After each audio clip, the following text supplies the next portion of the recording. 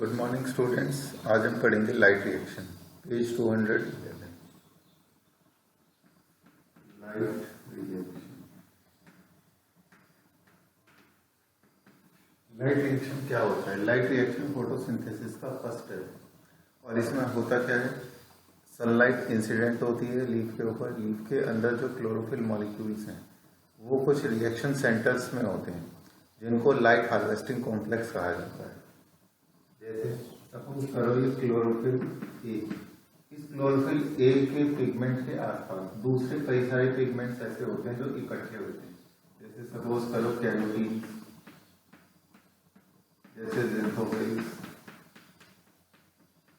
और इन सब के मिलने से, जिनको एसेसरी पिगमेंट्स कहते हैं, इन सब के मिलने से क्या होता है कि कितनी एब्जॉर्ब कर पाता है ये लाइट हार्वेस्टिंग कॉम्प्लेक्स, कितनी वेवलेंथ की लाइट को एब्जॉर्ब कर पाएगा, वो इंक्रीज हो जाता है। तो इस पूरे को हम कहते हैं लाइट हार्वेस्टिंग कॉम्प्लेक्स, क्योंकि ये लाइट को क्या कर रहा है, हार्वेस्ट कर रहा है। इसी को फोटो सिस्टम भी कहते हैं। फोटो सिस्टम यानी कि लाइट के जो पार्टिकल्स हैं एनर्जी वाले, इनको फोटॉन्स कहते हैं, उनको ये कैप्चर करेगा। इस तरह के फोटो सिस्टम्स किसमें होते हैं? क्लोरोप्लास्ट में होते हैं। अच्छा, अब बढ़ते ही बात आगे। इसके ऊपर जब लाइट इंसिडेंट होती है तो ये एक सर्टेन वेवलेंथ की लाइट को एब्जॉर्ब करेगा। जैसे सपोज करो ये 680 नैनोमीटर की लाइट को एब्जॉर्ब करेगा या 700 नैनोमीटर की लाइट को एब्जॉर्ब करेगा।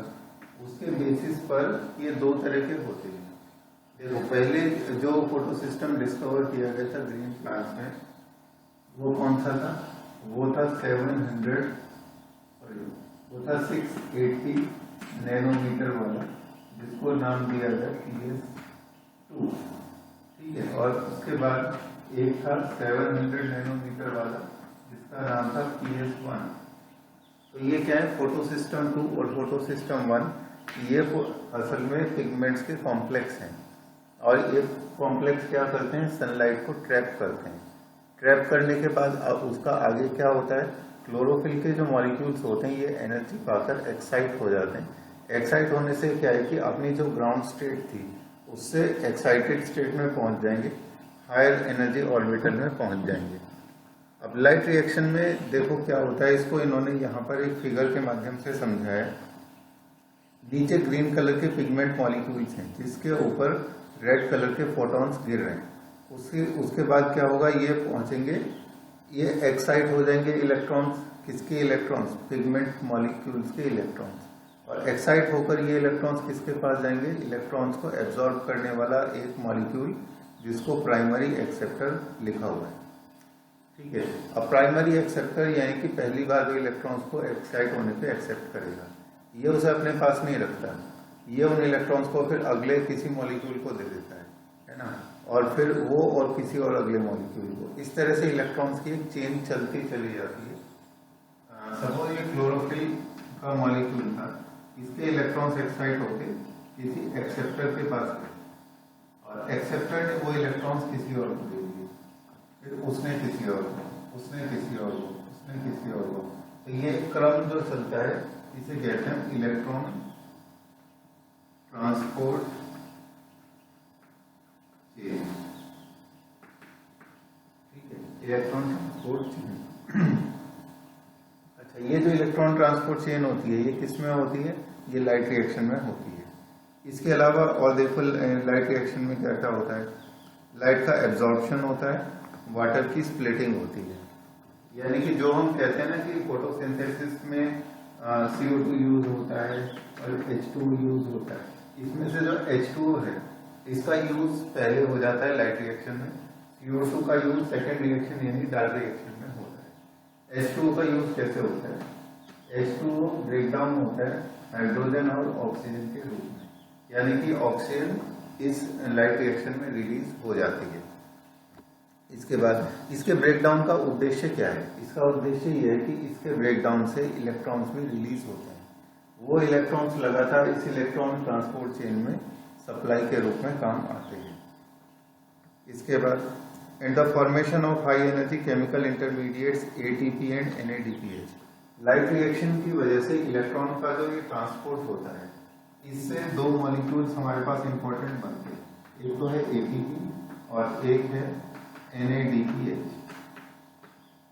एडेनोसिन ट्राइफॉस्फेट और निकोटिनामाइड एडेनिन डाइन्यूक्लियोटाइड फॉस्फेट। इनकी मैंने कल भी बताया था, ये हाई एनर्जी मॉलिक्यूल्स हैं और ये एक तरह से जो डार्क रिएक्शन है उसके रिएक्टेंट्स का काम करते हैं। लाइट रिएक्शन के ये प्रोडक्ट हैं और डार्क रिएक्शन के ये रिएक्टेंट मॉलिक्यूल्स का काम करते हैं। इसके बाद several complexes are involve in the process.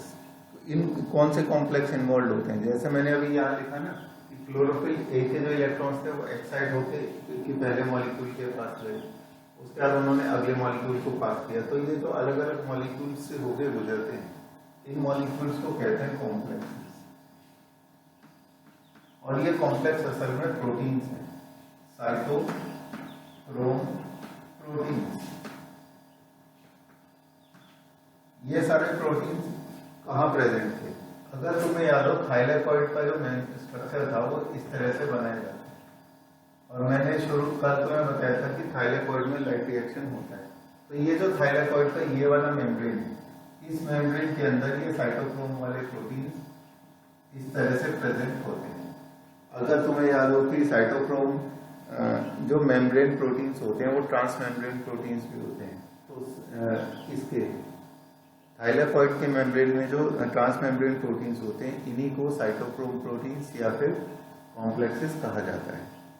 ये इलेक्ट्रॉन ट्रांसपोर्ट चेन में इंपॉर्टेंट रोल प्ले करते हैं, क्योंकि ये इलेक्ट्रॉन्स को आगे पास ऑन यानी कि ट्रांसफर कर देते हैं। कोई भी प्रोटीन मॉलिक्यूल या कोई भी कॉम्प्लेक्स इलेक्ट्रॉन्स को क्यों लेगा? क्योंकि उसकी इलेक्ट्रॉन्स को लेने की एबिलिटी है। इलेक्ट्रॉन्स को लेने की जो एबिलिटी है उसको हम क्या कहते हैं? रिडक्शन पोटेंशियल या रिडॉक्स पोटेंशियल। रिडॉक्स पोटेंशियल का मतलब होता है रिड्यूस होने का पोटेंशियल। रिड्यूस होने का पोटेंशियल मतलब इलेक्ट्रॉन्स को लेने का पोटेंशियल, क्योंकि इलेक्ट्रॉन्स को लेने के बाद कोई भी प्रोटीन क्या हो जाता है? रिड्यूस हो जाता है।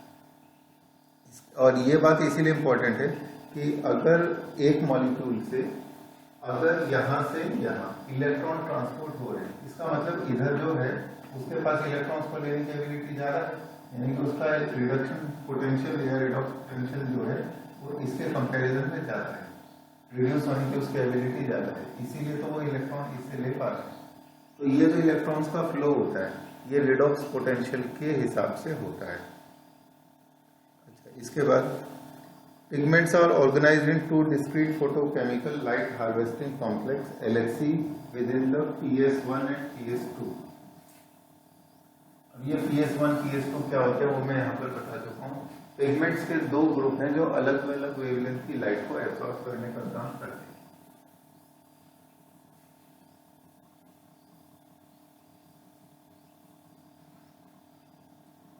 इसके बाद these are named in the sequence of the discovery. तो पहले कौन डिस्कवर हुआ था? PS1। उसके बाद दोबारा दूसरे बार कौन डिस्कवर हुआ था? PS2। लेकिन अगर हम फंक्शनिंग देखेंगे तो पहले फंक्शन कौन करता है? PS2 करता है। जैसा कि 13.5 फिगर में दिख रहा है कि पहले जो काम करता है वो लिखा है PS2, फिर लिखा है PS1। ठीक है, अब बढ़ते हैं आगे। The LHC are made up of hundreds of pigments bound to proteins. Each has all the pigments forming a light harvesting system called antenna. तो एंटीना का काम क्या होता है? सिग्नल्स को कैच करना। उसी तरह से लाइट हार्वेस्टिंग सिस्टम जो होता है उसमें जो मेन पिगमेंट है, मेन पिगमेंट कौन सा होता है? Chlorophyll A. उसके अलावा बाकी जो एसेसरी पिगमेंट्स होते हैं वो एंटीना का काम करते हैं। वो इस तरह से अरेंज होते हैं जो क्या बढ़ाते हैं? उसकी एब्जॉर्ब करने की एबिलिटी, अलग अलग वेवलेंथ की लाइट्स को एब्जॉर्ब करने की एबिलिटी बढ़ाते हैं। तो नीचे की तरफ प्रेजेंट होता है क्लोरोफिल, ऊपर की तरफ ये एसेसरी पिगमेंट, और इस पूरे को मिला के लाइट हार्वेस्टिंग सिस्टम या फिर फोटो सिस्टम कहते हैं। इसके बाद these pigments help to make photosynthesis more efficient by absorbing different wavelengths of light. Single chlorophyll A molecule forms the reaction center. ठीक है, इसको कहेंगे reaction centre. reaction center. The reaction center is different in both the photo system. In PS1 reaction center chlorophyll A has an absorption peak at 700 nanometre, यानी 700 nanometre पे वो maximum function देगा, इसलिए उसे P700 कहेंगे। जबकि PS2 में कितना होगा 680, क्योंकि वो 680 नैनोमीटर पर अपनी मैक्सिमम फंक्शन दिखाएगा। अब आता है इलेक्ट्रॉन ट्रांसपोर्ट क्या होता है।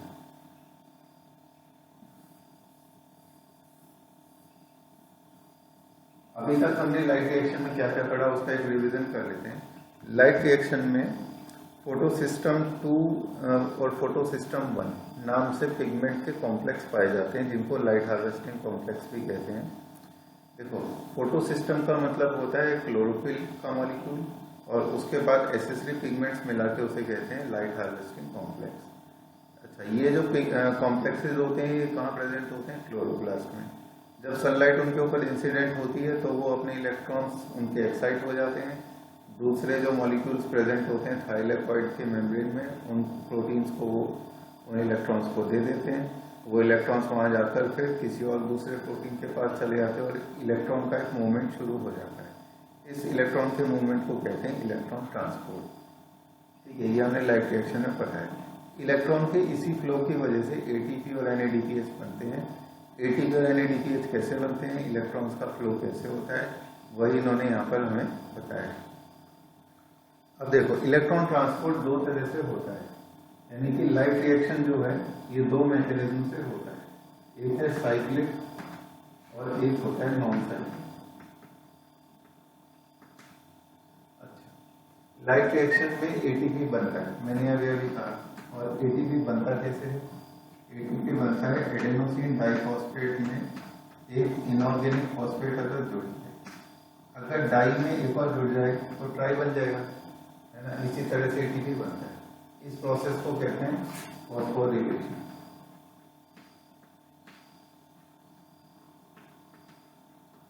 इसको फॉस्फोरिलेशन कहते हैं, क्योंकि फॉस्फेट ग्रुप ऐड हो रहा है इसलिए इसे फॉस्फोरिलेशन कहते हैं। फॉस्फोरिलेशन के 3 टाइप्स होते हैं। 2 टाइप हम फोटोसिंथेसिस में पढ़ने वाले हैं, क्योंकि अभी मैंने कहा लाइट रिएक्शन में एटीपी बनता है, ठीक है। तो इसका मतलब यहाँ भी फॉस्फोरिलेशन हो रहा है। तो जो फॉस्फोरिलेशन यहाँ पर होता है उसका नाम है फोटोफॉस्फोरिलेशन, क्योंकि यहाँ पर फोटो यानी कि लाइट उसके लिए रिस्पॉन्सिबल है। फोटो किससे बना है? फोटोन से। फोटोन मतलब energy particle of light. Photophosphorylation,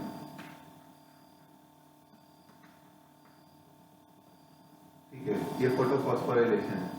phosphorylation के इसके अलावा और भी टाइप्स होते हैं, लेकिन वो हम रेस्पिरेशन में पढ़ेंगे। जैसे कि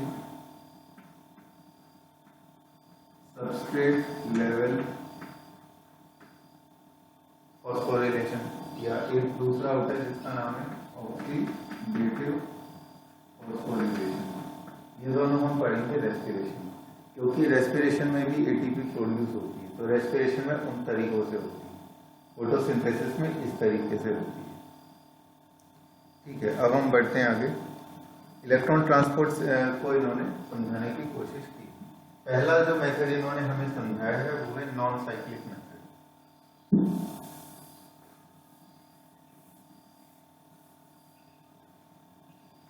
देखो, नॉन साइक्लिक का डायग्राम इन्होंने फिगर 13.5 में दिया है।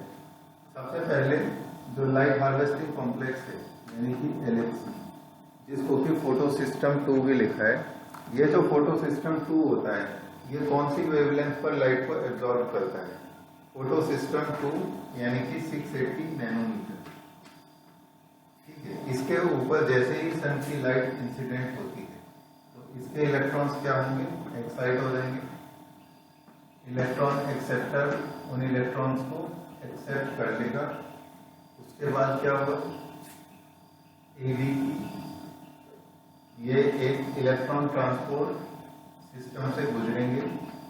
इलेक्ट्रॉन ट्रांसपोर्ट सिस्टम, इसका यहाँ ऐसे लिखने का मतलब ये है कि यहाँ से लेके आगे तक बहुत सारे स्टेप्स हैं, उनको उन्होंने कलेक्टिवली इस तरह से लिख दिया है। इसके बाद इस इलेक्ट्रॉन ट्रांसपोर्ट सिस्टम के खत्म होने के बाद एक दूसरा फोटो लाइट हार्वेस्टिंग कॉम्प्लेक्स आएगा LHC, जिसको हम क्या कहते हैं? PS1। यहाँ पे सन लिख देता हूँ, इसको क्या कहेंगे, इसको कहेंगे PS1 और ये क्या था, ये था PS2।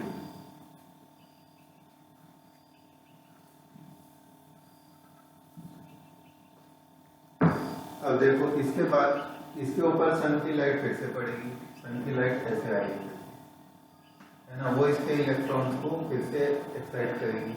एक्साइट होने के बाद क्या होगा, एक इलेक्ट्रॉन एक्सेप्टर इसको फिर से एक्सेप्ट कर लेगा इन इलेक्ट्रॉन्स को जो कि अभी एक्साइट हुए है ना, और फाइनली इन इलेक्ट्रॉन्स का क्या भाग्य होगा, इनको एक हाई एनर्जी का जो मॉलिक्यूल है जिसका नाम NADP+ है वो एब्सॉर्ब कर लेगा। ये इसके ऊपर प्लस चार्ज है, इलेक्ट्रॉन को एक्सेप्ट कर लेगा, तो ये क्या हो जाएगा, अब एक न्यूट्रल मॉलिक्यूल बन जाएगा जिसका नाम है NADPH।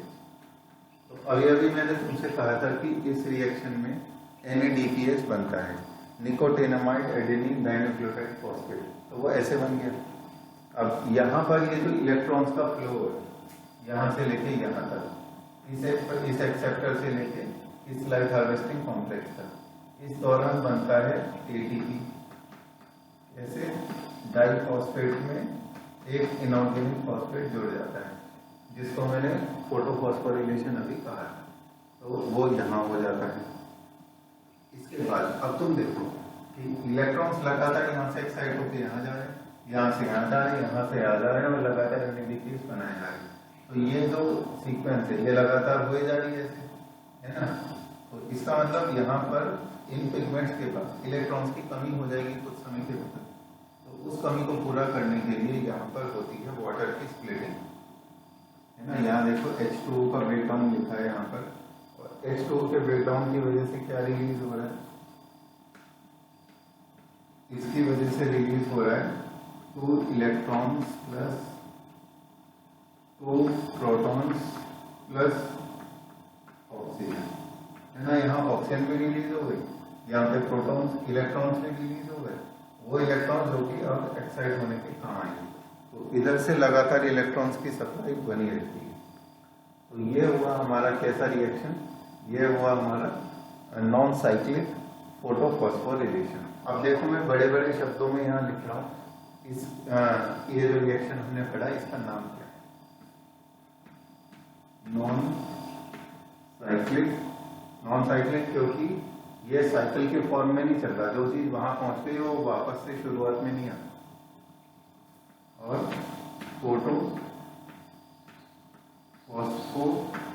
फॉस्फोरिलेशन क्योंकि लाइट की प्रेजेंस में ही ये फॉस्फोरिलेशन यानी कि ATP का प्रोडक्शन हो रहा है, इसीलिए इसे क्या कहते हैं, इसे कहते हैं फोटोफॉस्फोरिलेशन। और नॉन साइक्लिक इसे क्यों कहते हैं, क्योंकि नॉन साइक्लिक तरीके से हो रहा है। अगर इसको साइड से देखेंगे ऐसे तो ये कैसा आएगा, ऐसी शेप का आएगा, और ऐसी शेप क्या होती है Z की, इसीलिए इसको Z स्कीम भी कहते हैं। ठीक है, इसको Z स्कीम कहने का ये कारण है। देखो इस डायग्राम के नीचे लिखा है Z scheme of light reaction. इसके बाद अब देखो इसके नीचे एक हेडिंग लिखी है जिसका नाम है स्प्लिटिंग ऑफ वाटर। तो इस क्वेश्चन का आंसर इन्होंने खुद ही दे दिया है कि you would then ask how does PS2 supply electrons continuously, ऐसे कंटिन्यूअसली सप्लाई करता है। H2O के कंटिन्यूअस ब्रेकडाउन से इलेक्ट्रॉन्स रिलीज होते रहते हैं और ये इलेक्ट्रॉन्स क्या करते रहते हैं, इधर सप्लाई में जाते रहते हैं। We need to emphasize here that water splitting complex is associated with PS2, which is physically located on inner side of the membrane of thylakoid. Protons and O2 formed likely to be released in the lumen or on the outer side of the membrane. इसका answer है ये है कि ये जो protons हैं और ये ऑक्सीजन है ये इनके ल्यूमेन के अंदर प्रेजेंट होती है। जैसे थाइलाकोइड है इसके अंदर प्रोटॉन इकट्ठे होंगे और ऑक्सीजन भी रिलीज होगी। ये इस क्वेश्चन का आंसर है। 13.6.2 देखो, ये अब यहाँ पर इन्होंने हमें क्या समझाया, साइक्लिक कैसा मेथड होता है, साइक्लिक फोटोफॉस्फोरिलेशन कैसा है। नॉन साइक्लिक तो ये हो गया और साइक्लिक वाला दिखा है इन्होंने 13.6 फिगर। 13.6 फिगर देखो यहाँ पर क्या है, इसकी सिर्फ एक ही फोटो सिस्टम है, फोटो सिस्टम 1, यानी कि एक ही लाइट हार्वेस्टिंग कॉम्प्लेक्स है जिसका नाम है P700। वहां पे क्या था, वहां पे 680 भी था और 700 भी था। ठीक है, तो इस केस में क्या होता है कि सन की जो इंसिडेंट लाइट है, यहाँ सन लिख देते हैं, इसकी वजह से क्या होता है कि मॉलिक्यूल्स एक्साइट होकर पहुंचते हैं किसके पास, इलेक्ट्रॉन एक्सेप्टर के पास, है ना। इलेक्ट्रॉन एक्सेप्टर कोई प्रोटीन है और इस कॉम्प्लेक्स को हम कहेंगे PS1। इसके बाद ये इलेक्ट्रॉन्स वापस से आते हैं अपनी लोअर एनर्जी ऑर्बिटर में, कौन से मेथड से, इलेक्ट्रॉन ट्रांसपोर्ट सिस्टम से। और इस प्रोसेस के दौरान इलेक्ट्रॉन्स के फ्लो की वजह से बनते हैं ATP के मॉलिक्यूल, उसी मेथड से जैसे वहां इलेक्ट्रॉन के फ्लो की वजह से बनते हैं ADP प्लस EI। ठीक है, अब तुम यहाँ देखो कि जो इलेक्ट्रॉन्स एक्साइट होकर इधर गए वो फिर से किसमें आते, इलेक्ट्रॉन ट्रांसपोर्ट सिस्टम से फिर से अपने इस वाली स्टेट में आते। इसीलिए ये वाला मेथड कैसा है, ये साइक्लिक मेथड, कि जो इनिशियल पोजीशन थी वही फाइनल पोजीशन है। तो ये वाला जो सिस्टम था इसको क्या कहते हैं, इसको कहते हैं साइक्लिक मेथड। अब तुम देखो साइक्लिक और नॉन साइक्लिक फोटोफॉस्फोरिलेशन दोनों ही एग्जिस्ट करते हैं किसी भी प्लांट के अंदर, लेकिन डिफरेंस क्या होता है, डिफरेंस तुम्हारे सामने है। PS1 यानी कि सिर्फ एक ही फोटो सिस्टम एग्जिस्ट करता है साइक्लिक में, यहाँ दो फोटो सिस्टम एग्जिस्ट करते हैं। उसमें इनिशियल और फाइनल पोजीशन इलेक्ट्रॉन्स की सेम है, यहाँ नहीं है। वहाँ वाटर की स्प्लिटिंग नहीं होती, यहाँ वाटर की स्प्लिटिंग होती है। ठीक है, इस तरह के कई डिफरेंस तुम साइट कर सकते हो, जैसे कि वहाँ पर ATP का प्रोडक्शन होता है सिर्फ, वहाँ NADPH का नहीं होता, यहाँ NADPH का प्रोडक्शन भी होगा अलॉन्ग विद ATP प्रोडक्शन। ठीक है, तो इस तरह के डिफरेंसेस हम दे सकते हैं। ये डिफरेंसेस मैं तुम लोगों को इसलिए बता रहा हूँ क्योंकि साइक्लिक और नॉन साइक्लिक फोटोफॉस्फोरिलेशन में डिफरेंस अक्सर एग्जाम में पूछ लिए जाते हैं। अब देखो इसकी लोकेशन क्या लिखी है, possible location where this could be happening is in the stroma. ये वाला जो रिएक्शन है ये कहाँ हो रहा था, ये रिएक्शन हो रहा था stroma लेमेले। When the membrane of lamellae of the grana have both PS1 and PS2 of the stroma lamellae, membrane lacks PS2 as well as NADP reductase enzyme। Grana किसको कहते हैं, ग्रेना कहते हैं थाइलेकॉइड के एक के ऊपर एक इकट्ठा होने से जो चीज बनती है उसको ग्रेना कहते हैं।